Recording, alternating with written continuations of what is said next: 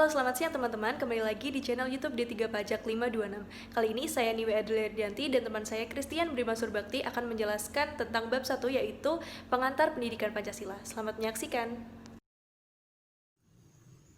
Baiklah, kita akan masuk ke subbab yang pertama, yaitu menelusuri konsep dan urgensi pendidikan Pancasila. Kita dapat melihat sebenarnya nilai-nilai Pancasila sudah diterapkan dalam masyarakat bahkan sebelum Pancasila sebagai dasar negara dirumuskan. Hal tersebut dapat kita lihat dari nilai-nilai yang dipegang teguh oleh masyarakat seperti percaya kepada Tuhan, gotong royong, musyawarah, solidaritas, dan sebagainya. Namun jika kita lihat sekarang di sekeliling kita, apakah nilai-nilai Pancasila tersebut masih ada? Munculnya permasalahan-permasalahan yang menerpa Indonesia mencerminkan tergerusnya nilai-nilai Pancasila dalam masyarakat. Masalah-masalah tersebut seperti masalah kesadaran perpajakan, masalah korupsi, masalah lingkungan, masalah disintegrasi bangsa, masalah dekadensi moral, masalah narkoba, masalah penegakan hukum yang berkeadilan, dan masalah terorisme. Pendidikan Pancasila sangat penting diajarkan pada berbagai jenjang pendidikan, khususnya di perguruan tinggi.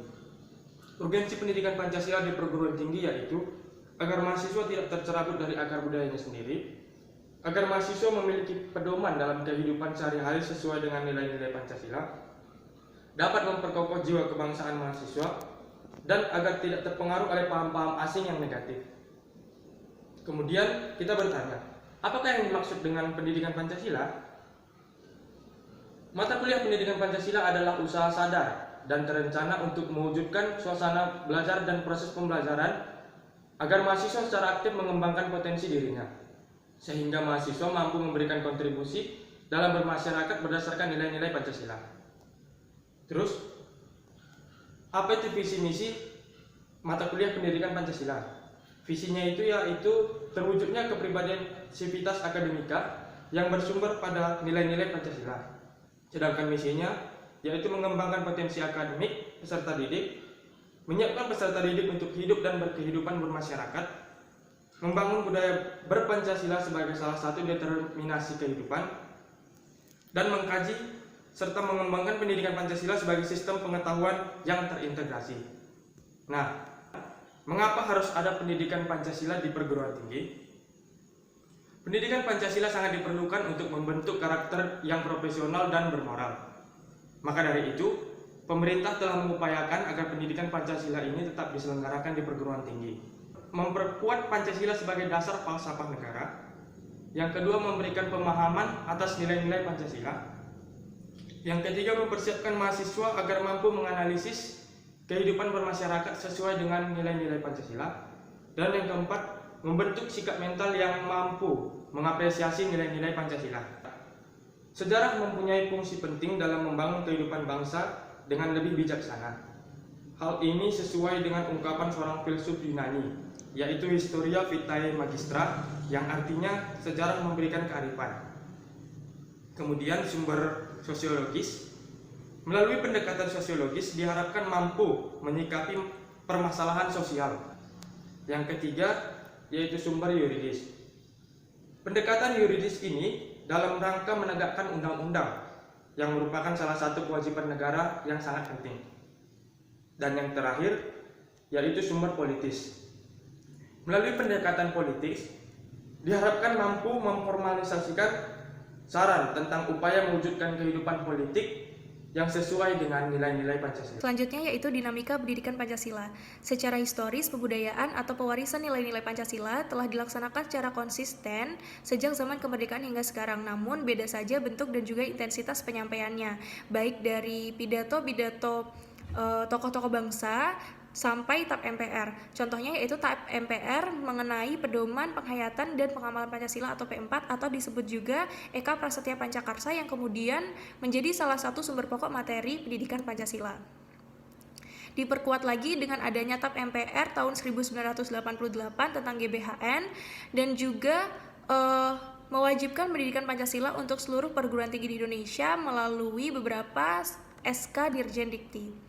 Namun, seiring terjadinya peristiwa reformasi tahun 98, lahirlah TAP MPR yang mencabut TAP MPR nomor 2 tahun 1978 tentang P4 atau Eka Prasetya Pancakarsa, sehingga Sejak saat itu, penataran P4 tidak lagi dilaksanakan dan juga muncul Undang-Undang RI Nomor 20 Tahun 2003 yang menuliskan bahwa pendidikan Pancasila tidak disebut lagi sebagai matkul wajib di perguruan tinggi. Untuk mengintensifkan kembali, beberapa instansi maupun elemen masyarakat mengambil langkah untuk menggalakkan seminar-seminar, salah satunya yaitu seminar dari Kementerian Pendidikan Nasional yang menghasilkan output berupa surat edaran Direktorat Jenderal Pendidikan Tinggi yang mewajibkan minimal 2 SKS untuk pendidikan Pancasila atau 3 SKS untuk pendidikan kewarganegaraan. Yang kedua yaitu tantangan pendidikan Pancasila. Abdul Ghani mengatakan bahwa Pancasila adalah leitmotif atau dorongan pokok dan light star atau bintang penunjuk jalan. Namun dalam pelaksanaannya terdapat beberapa tantangan, baik internal maupun eksternal.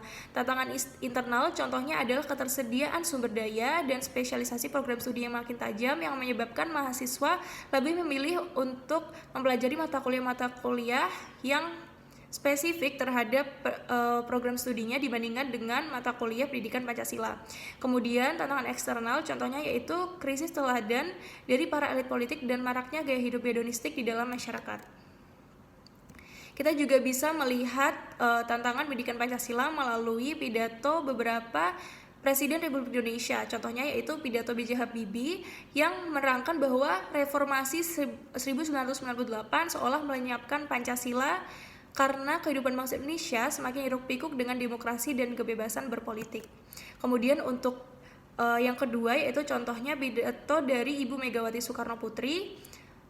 Beliau mengatakan bahwa Pancasila pernah ditafsirkan semata-mata sebagai suatu konsep politik dalam kerangka membangun persatuan nasional. Yang ketiga yaitu pidato Susilo Bambang Yudhoyono atau SBY. Beliau beranggapan bahwa sebenarnya negara tidak dapat dan tidak seharusnya mengontrol pandangan seseorang.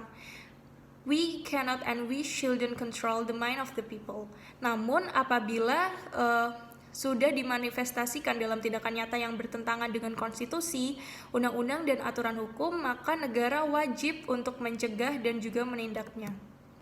Implikasi dari pendidikan Pancasila yaitu agar mahasiswa dapat menjadi insan profesional yang berjiwa Pancasila dalam kehidupan bermasyarakat dan bernegara. Berikut kami tampilkan beberapa rangkuman. Yang pertama yaitu rangkuman mengenai pengertian mata kuliah pendidikan Pancasila. Rangkuman pentingnya mata kuliah pendidikan Pancasila. Sekian presentasi dari kami, kelompok 1. Kami mohon maaf apabila terdapat kekurangan dan juga kesalahan. Semoga materi yang kami sampaikan dapat menambah pemahaman teman-teman mengenai Pancasila. Sekian dari kami dan terima kasih.